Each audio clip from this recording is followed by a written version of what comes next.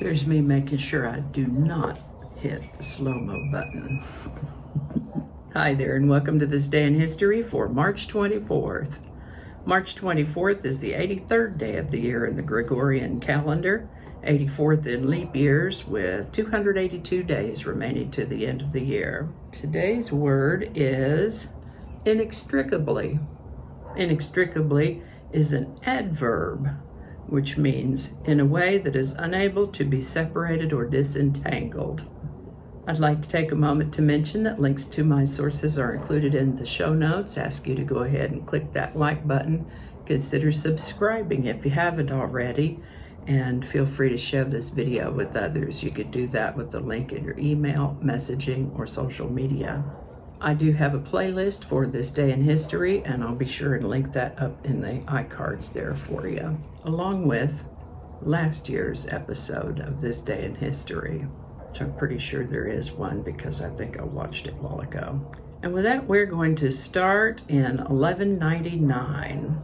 Centuries ago, as I have mentioned before, kings led their armies, and on March 24th in the year 1199, King Richard I of England was wounded by a crossbow bolt while fighting in France. This will result in his death a couple weeks later. We'll probably mention that then, we'll see. On March 24th, 1603, Queen Elizabeth I died after 44 years of rule. Upon her death, James VI of Scotland was proclaimed King James I of England and Ireland. On March 24, 1765, the British Parliament passed the Quartering Act. I've mentioned this before, or alluded to it anyway. This is the one that had to do with the British soldiers that would be living in the American colonies, and the Americans had to arrange for their upkeep. Kind of we're going to send you all these guys, and you have to make arrangements to support them.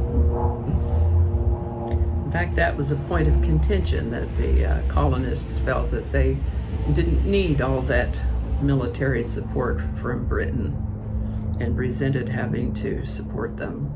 Alrighty, well, this is the birthday of magician and actor Harry Houdini, born March 24th, 1874. He lived to the age of 52. Speaking of birthdays, this is Mr. Bowers' birthday, but I'm not going to say how old he is. Dr. Robert Koch, one of the main founders of modern bacteriology, announced the discovery of the mycobacterium tuberculosis on March 24, 1882. This is the bacterium responsible for tuberculosis that killed so many people before they figured out A, what caused it, and B, what to do to prevent it.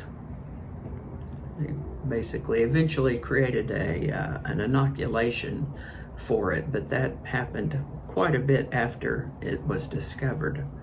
American poet Henry Wadsworth Longfellow died on this day in 1882 at the age of 75.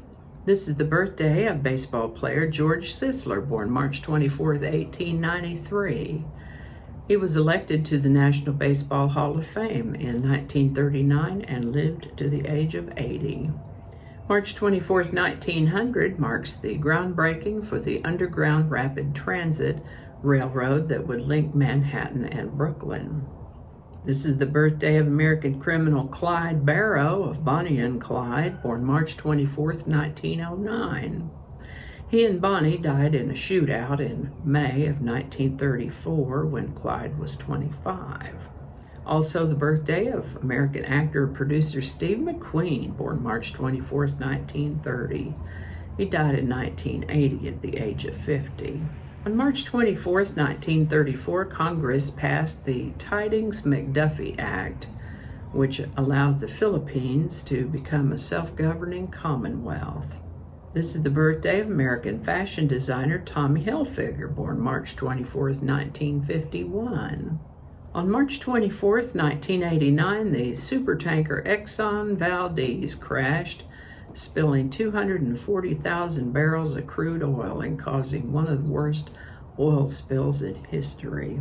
On March 24, 1993, the comet Shumaker-Levy 9 was discovered. And that's all I have for you today. Hope you learned something you didn't know before. I know I sure did. I always do. As always, links to my sources are included in the show notes, and I'll add a link to last year's episode in the corner for you also. Thanks again, and I'll see you next time. I can hear my dog over there barking. She can hear me. A lot of editing for this one.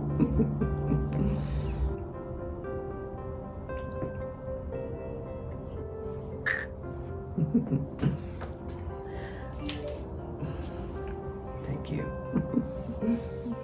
Oh, we're still recording. Okay, good. Thank goodness for editing. 95, Mississippi. Okay. The Volkswagen microbus, so many mistakes. I don't know how all that's going to go together, or if it's even going to make it to the video. We'll just see. That's not going to go. Probably cut all that out. That'll all be laying on the cutting room floor. So I'll just do that whole thing over. That might not make it into the video. We'll see. Changing it up.